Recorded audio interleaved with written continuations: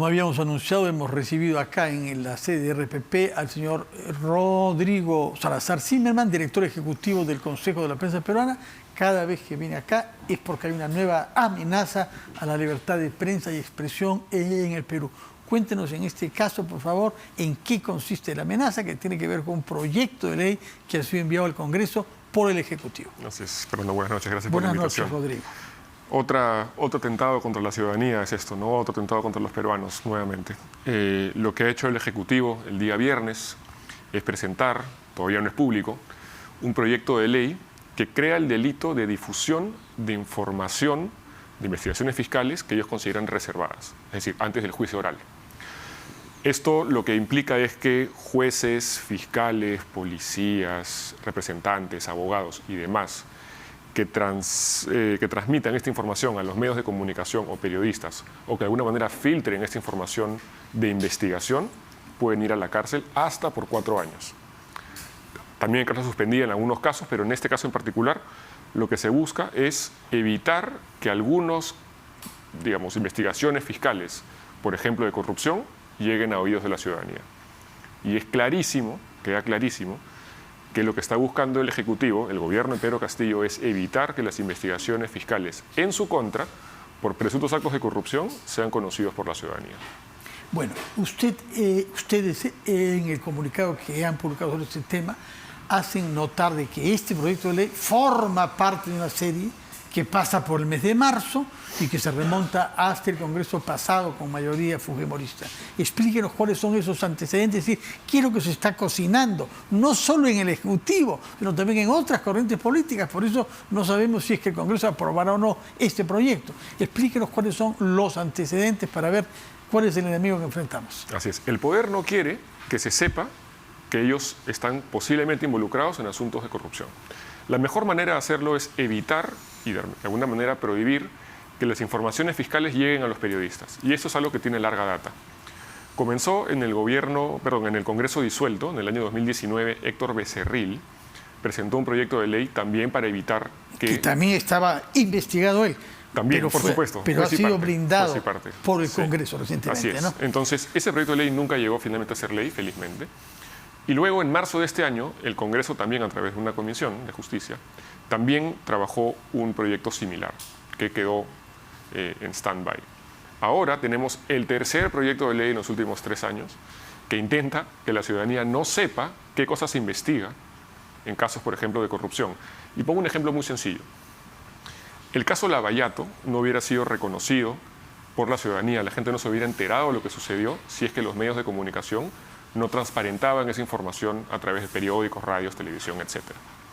Si es que finalmente los fiscales o personas involucradas en las investigaciones no podían entregarle a medios de comunicación o periodistas esta información, o los periodistas no podían conseguirla, no hubiéramos sabido qué pasaba en esas investigaciones. ¿Queremos los peruanos saber qué cosa es lo que se trabaja en las investigaciones fiscales por asuntos de corrupción?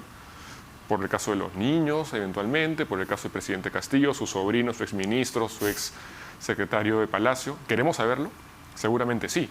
Ciertamente, porque si no lo sabemos, no habrá presión para que los jueces y los fiscales se activen. Así es. Entonces, si no podemos saber los periodistas esta información porque está prohibida de entregarse a nosotros o poderla conseguir y luego difundirla, la ciudadanía no va a poder saber nada.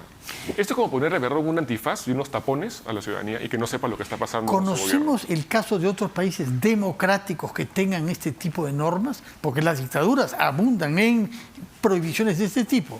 Pero democracias, más bien, somos una excepción, ¿no? Sí, bueno, países como Cuba, Venezuela, Nicaragua, sin duda no son comparables al Perú, claramente. Pero hay países que intentan de alguna manera evitar que algunos casos puedan ir saliendo. No estoy seguro, creo que México puede ser uno de ellos, me puedo estar equivocando. Pero aquí lo que recogemos... Pero todos los días salen cosas en México sobre corrupción en todos los estados. Pero, y sobre por ejemplo, complicidades con los asesinatos, incluidos de periodistas. Pero, por ejemplo, una de las cosas que mencionan varios periodistas a nivel regional, me ha tocado escuchar cuando ellos mencionan esto, es que el caso Lavallato en el Perú avanzó en gran medida gracias a que los medios de comunicación tenían acceso a esta información. Si es que la ciudadanía no sabe lo que pasa dentro de estas investigaciones, lo más probable es que la corrupción pueda continuar. Esto es un tema de oscurantismo, es blindaje casi, ¿no? Y no tenemos que ser muy perspicaces para saber que este proyecto de ley es presentado justamente cuando el gobierno de Pedro Castillo se investiga. Aunque no es el único que está siendo investigado, hay también de otras fuerzas políticas que tienen intereses comunes, lo que hace temer que en el Congreso puedan haber voces diferentes favorables a este proyecto de ley, ¿no? Sí. Sí. Ahora, esto es también, como mencionaba, una práctica ya recurrente, ¿no? Esto es, no creo que al gobierno le guste, pero sí es cierto que esto es una práctica fujimorista del Congreso disuelto. Están repitiendo esa fórmula. Sí.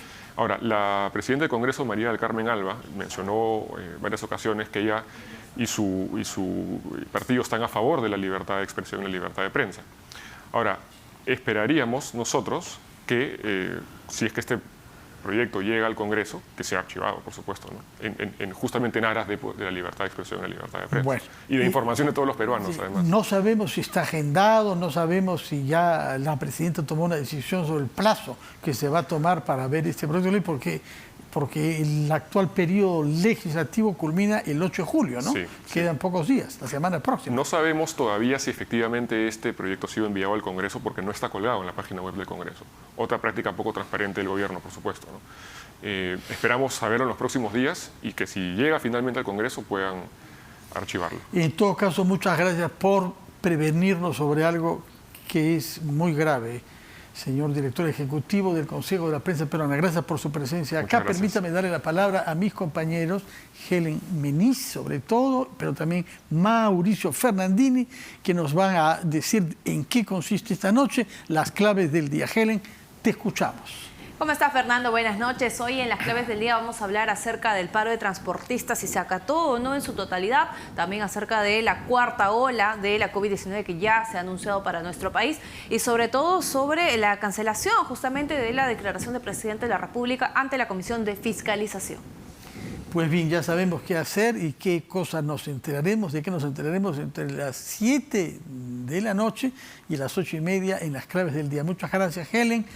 Que tengan todos una buena noche. Nos vemos mañana a las 6 a una nueva versión de Las Cosas Como Son. Muchas gracias, Rodrigo Salazar Zimmerman.